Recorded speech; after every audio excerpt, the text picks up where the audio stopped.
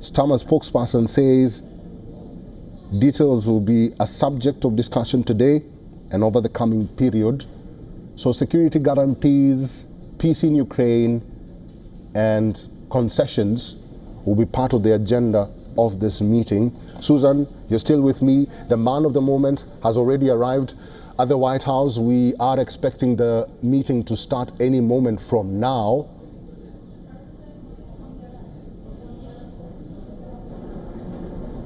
That's right.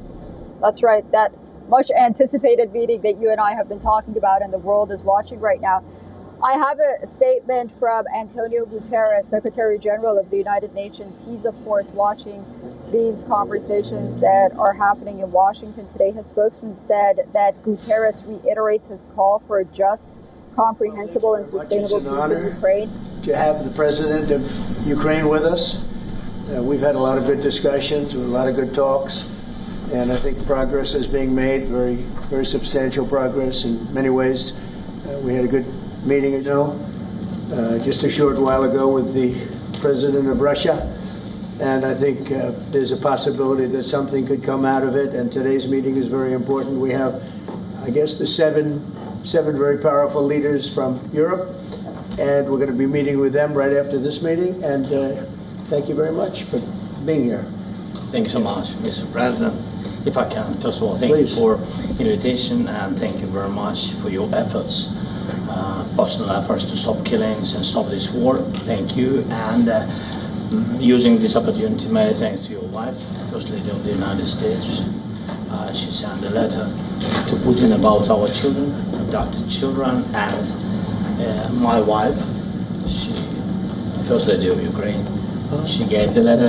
It's not to you, to your wife. Oh, I want it. Yeah. So we are saying this sensitive topic, yes, please. And thanks to our partners, and that you supported this format, that after our meeting we can have leaders who are around us, UK and France, Germany, Italy, Finland, EU, NATO, I mean all partners around Ukraine supporting us. Thanks to them, and thank you very much for invitation. Thank you very much for being here. President Trump. Do you think it's fair? Yes, Peter, go ahead. Thank you, President Trump. So, President Zelensky, you say in a post on X today, Russia must end this war, which it itself started. President Trump, you say President Zelensky of Ukraine can end the war with Russia almost immediately if he wants to. Which is it? Yeah, I think that's true. I think we're going to have a meeting. I think if everything works out well today, we'll have a trilat. And I think there will be a reasonable chance of ending the war when we do that. And is this the end of the road for American support for Ukraine? Is today's meeting deal or no deal? I can never say that. It's never the end of the road. People are being killed, and we want to stop that. So I would not say it's the end of the road. No, I think we have a good chance of doing it. It's been almost 4 years now that a lot of people were killed last week. A lot of people last week. I mean, millions of people killed, but a lot of people last week for whatever reason. A big number, a lot of soldiers, on both sides. And I know the president, I know myself, and I believe Vladimir Putin wants to see it ended. And as you met with Putin on Friday, today you've got President Zelensky here. As you listen to Russia and Ukraine, which side has the better cards? Well, I don't want to say that. I'm just here to be. Look, this isn't my war. This is Joe Biden's war. He's the one that had a lot to do with this happening, and we want to get it ended. And we want it to end good for everybody. We want it to end good. The people of Ukraine have suffered incredibly. And to that point, President Zelensky, are you prepared to keep sending Ukrainian troops to their deaths for another couple years, or are you going to agree to redraw the maps? Thank you for your question. So, first of all, we live under each day attacks. That today have been a lot of attacks and a lot of wounded people, and the child was dead, small one year and a half. So we need to stop this war, to stop Russia, and we need support American and European partners. And we will do our best for this. I think we show that we are strong people, and we supported the idea of the United States, personally of President Trump, to stop this war, to make a diplomatic way of finishing this war, and we are ready for trilateral, as President said. This is a good signal about trilateral. I think this is very good. Thank you. Mr. President,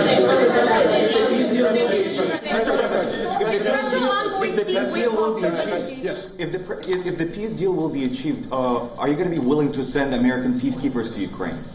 Well, we're going to work with Ukraine, we're going to work with everybody, and we're going to make sure that if there's peace, the peace is going to stay long-term. This is very long-term. We're not talking about a 2-year peace and then we end up in this mess again. We're going to make sure that everything's good. We'll work with Russia, we're going to work with Ukraine, and we're going to make sure it works. And I think if we can get to peace, it's going to work. I have no doubt about it.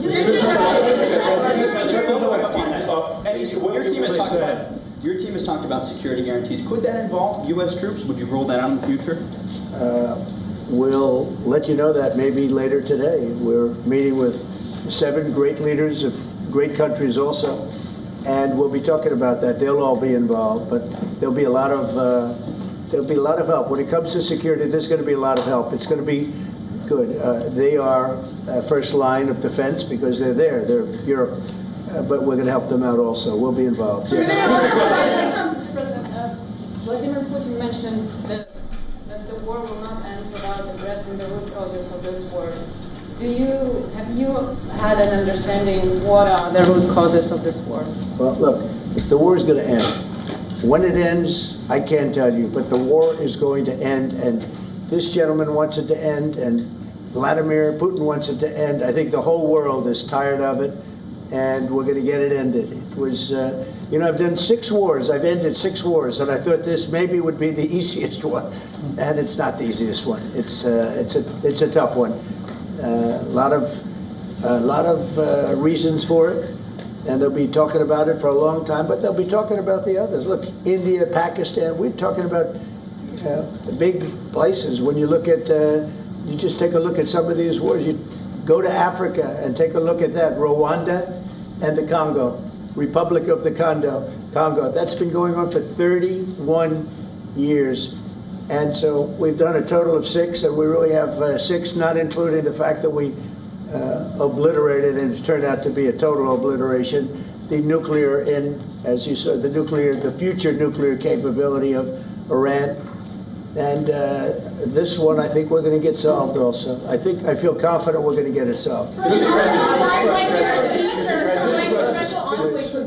Thank you, Mr. President. Can you tell us about your conversations with European leaders and what they need to see to support an end to the war? Yeah, well, we're going to be meeting with a great representative group and 7 very powerful, very big countries and great people, all friends of mine and friends of yours.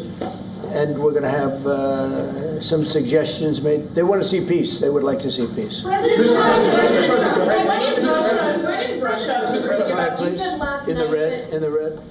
President Trump, do you think it's fair to for Ukraine and for Russia to achieve a lasting and durable peace if Ukraine cedes its territories that Russia hasn't yet conquered? Do you think it's a fair peace for Ukraine? We're going to have a lasting peace. Just to answer the first part of your question, we're going to have a lasting peace. I hope it's going to be immediately. I hope it doesn't have to go on. And I think people of the whole world is going to be very happy when that's announced. Mr. President, you posted on social media, Mr. President, a very touching letter from the First Lady. And the letter was hand-delivered to President Putin. And it calls for an end to the war, essentially, because of the children and the children's future. Why did the First Lady feel that letter was necessary? Was it because she believes that Mr. Putin is the aggressor in the war? Is a similar letter being hand-delivered to President Zelensky? So the First Lady felt very strongly. She's watched the same thing that you watch and that I watch. I see things that you don't get to see, and it's horrible.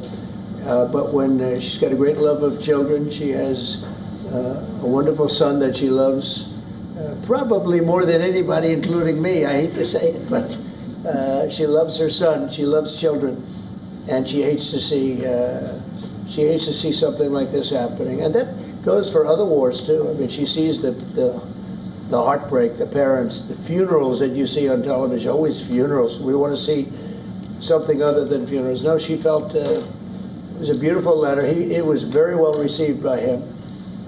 And she did ask me to say, you know, she would love to see this end. She would love to see it end. And she says it very openly, very proudly, and with great sorrow because so many people have been killed.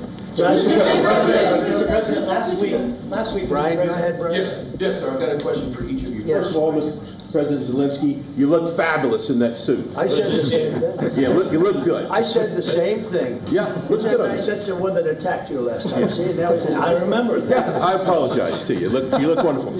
No, my first question for you, President Zelensky. In the same suit. You see, I changed your Maybe yours is much better than mine. Real quickly, upon peace, God willing we get peace, are you open to holding an election in your country? Yes, of course. We are open for election, yes. We have to do safety circumstances. And a little bit, we need to work in the parliament, because during the war you can't have elections, but we can do security. We need, maybe, how to say, we need a truth, yes, everywhere, in the battlefield, in the sky, in the sea, yeah, to make possible for people to do democratic, open, legal elections. So you say during the war you can't have elections. So let me just say 3.5 years from now, so you mean if we happen to be in a war with somebody, no more elections. Oh, that's good. I wonder what the fake You like this idea? Yeah.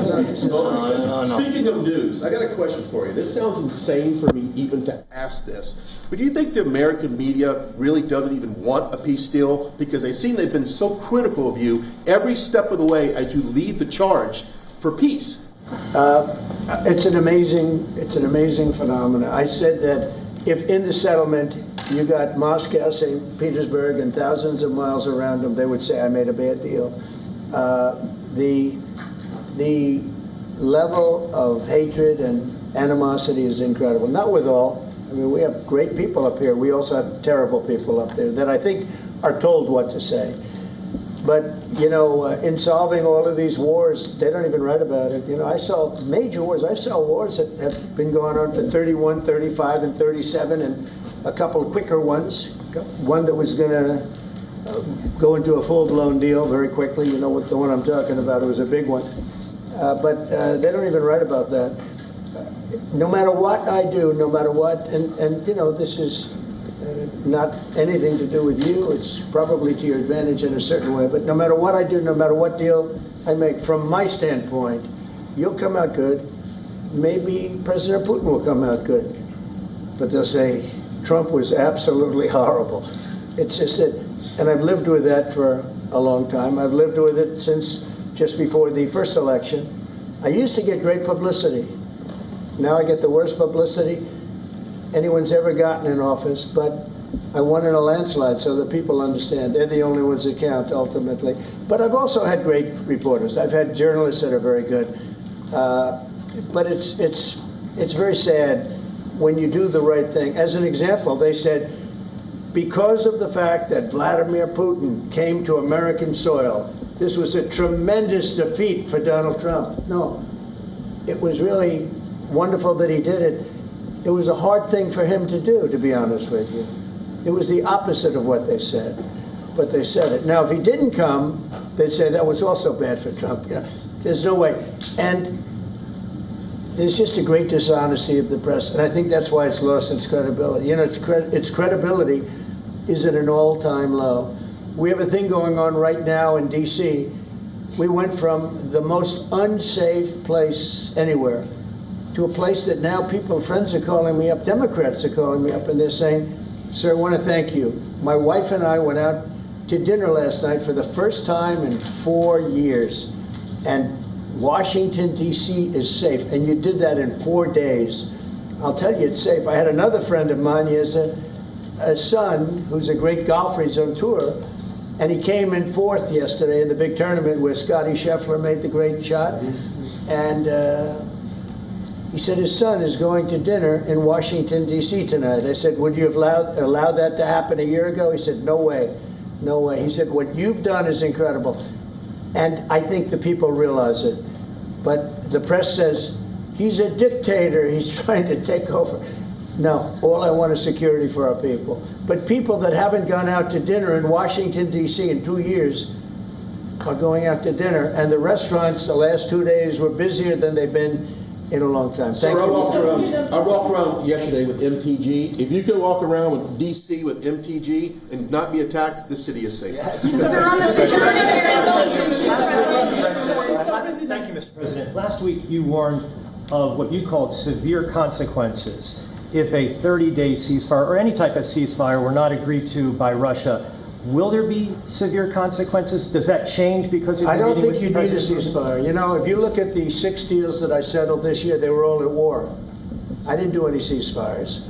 And I know that it might be good to have, but I can also understand strategically why, well, you know, one country or the other wouldn't want it. You have a ceasefire and they rebuild and rebuild and rebuild, and, you know, maybe they don't want that. But if you look at the 6 deals that we made peace and you know, long-term, long-running wars, I didn't do any ceasefires.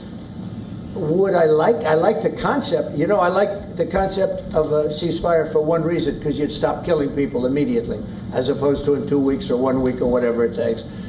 But we can work a deal where we're working on a peace deal while they're fighting. They have to fight.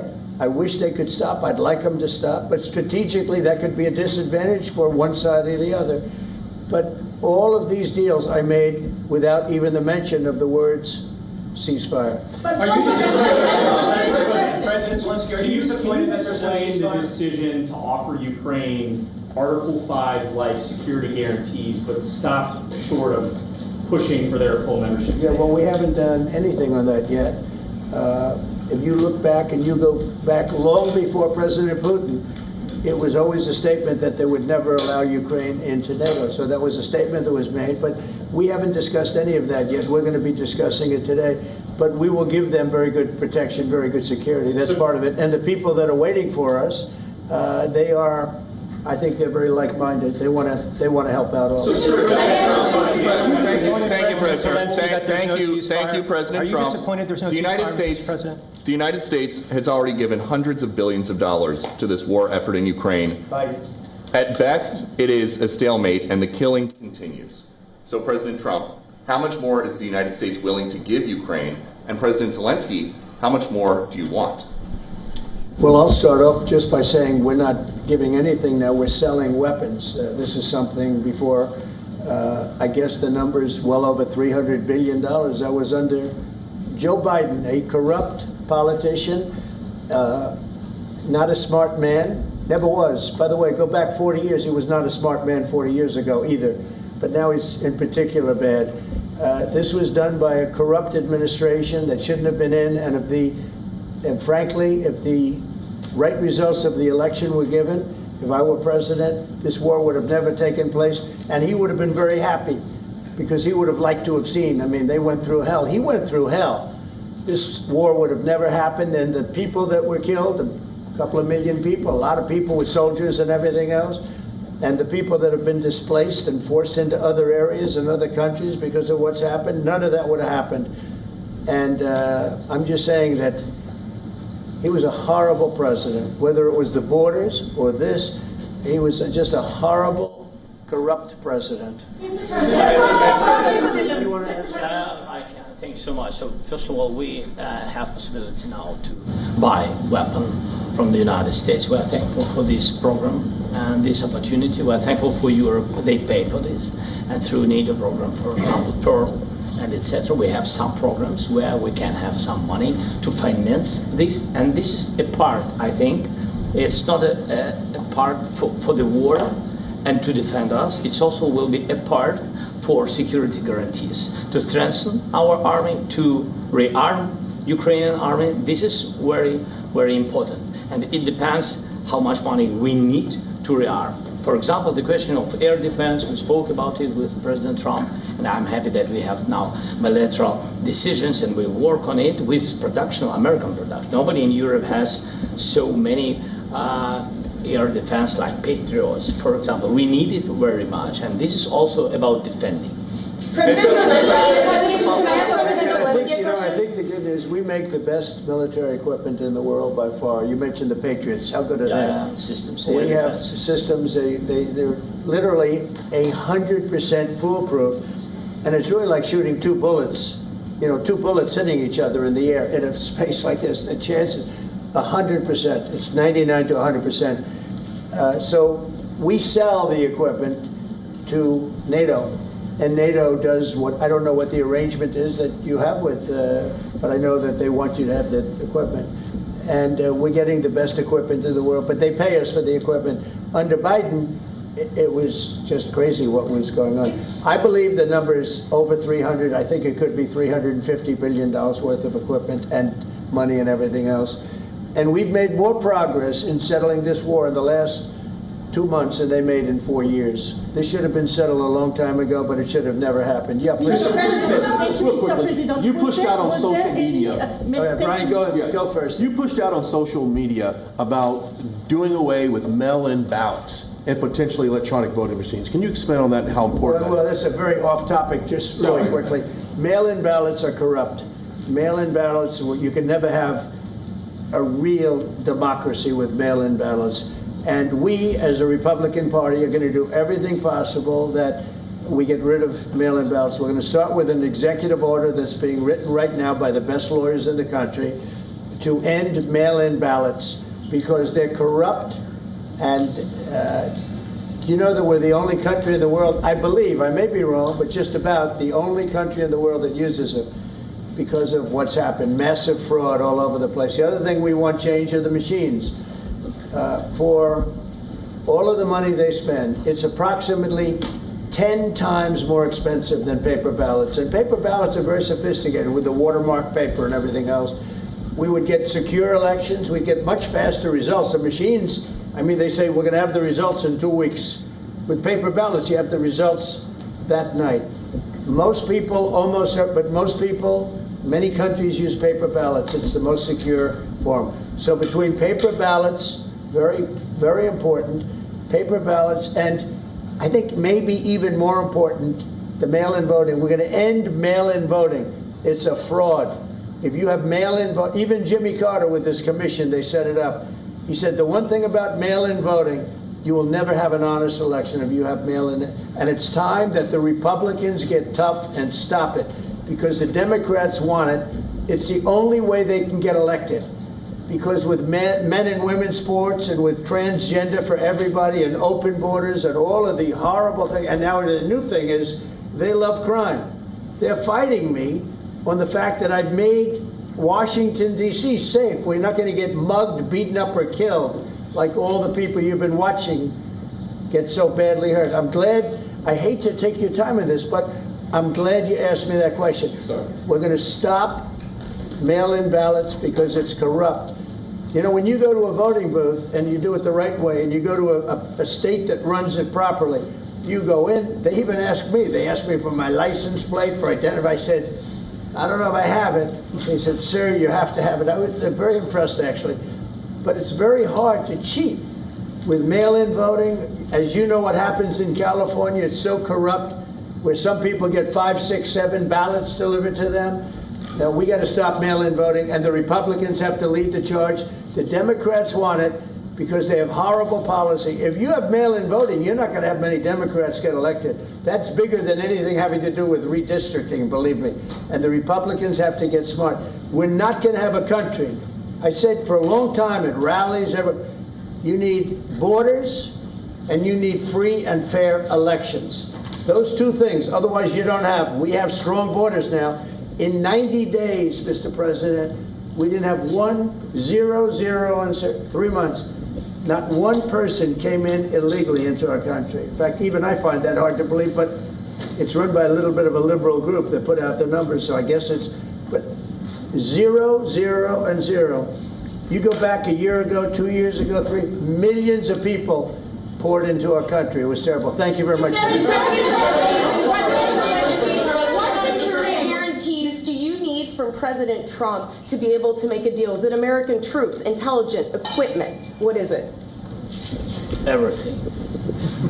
Really, it includes two parts. First, strong Ukrainian army. That's what I began to discuss with your colleagues. And it's a lot about weapon and people and training missions and intelligence. And second, we will discuss with our partners. It depends on the big countries, on the United States, on a lot of our friends. And Mr. President, are you willing to commit American troops to that NATO-like protection in order to get President Zelensky to a deal today? Well, I don't know if you define it that way, but NATO-like, I mean, we have people waiting in another room right now. They're all here from Europe, biggest people in Europe, and they want to give protection. They feel very strongly